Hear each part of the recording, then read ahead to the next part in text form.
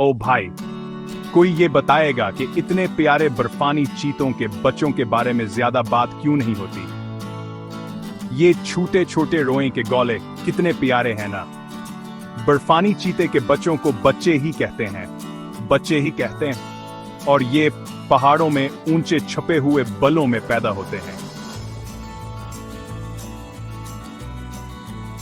शुरू में ये अंधे और बिल्कुल बेबस होते हैं और अपनी मांओं पर ही इन्हिसार करते हैं। 2 महीनों में ये नन्हे मुन्ने सियाह देखना शुरू कर देते हैं और बाहर निकलने लगते हैं।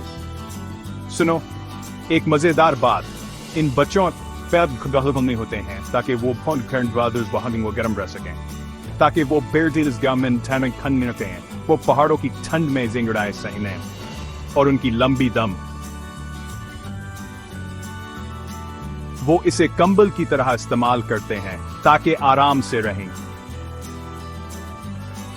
जंगल में एक बर्फानी चीते की मां अपने बच्चों की हिफाजत करती है, उन्हें शिकार करना और जिंदा रहना सिखाती है। ये बहुत कमाल की बात है कि ये छोटे नाजुक बच्चे किस तरह छुपकर रहने वाले ताकतवर बर्फानी चीते बन जाते हैं जिनकी हम तारीफ करते हैं। तो अगली बार जब आप बर्फानी चीतों के बारे में सोचें तो इन नन्हे बच्चों को याद रखें जो पहाड़ों को फतह करना सीख रहे हैं।